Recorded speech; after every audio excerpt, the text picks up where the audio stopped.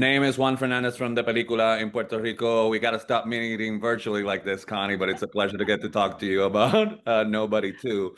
And I mean, it's kind of interesting with a sequel how with this script they sort of figured out sort of the same but different. But I find it also interesting what it's to say about us as humans, how we are bound to fall in ruts, even though we get that voltage. So I wonder if you responded to that, and how does your creativity as an actress keep you from falling into ruts in life because you get to do different things all the time?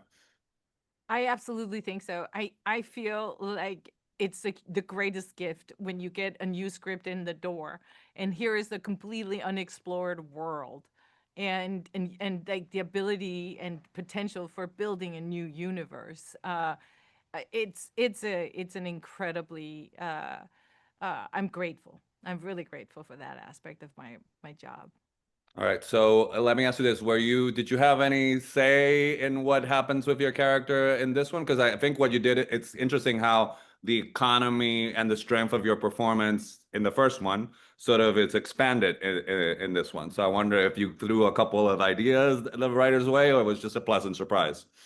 I think they always had in mind to develop my character more if we went into the next sequel.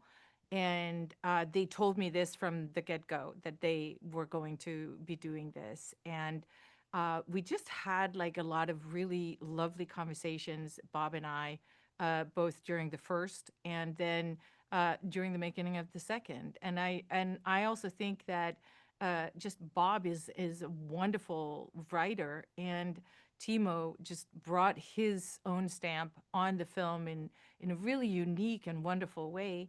And with all that, you also have two producers who just are expert at making this kind of film, and so they just really allow a lot of open space for what this film can be.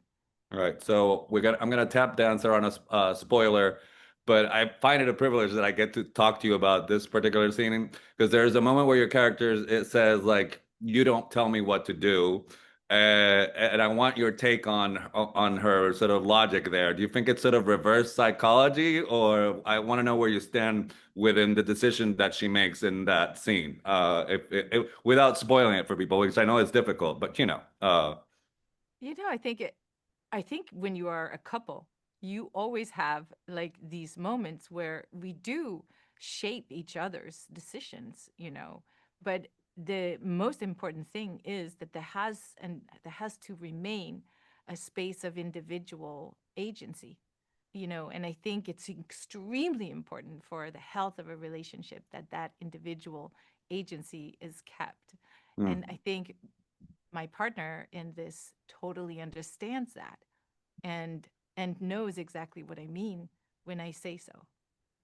All right, so they just wrapped me. So I would ask you five more questions, but my time is up. It's a pleasure talking to you. Thanks Nice so to much. talk to you. Have a great day.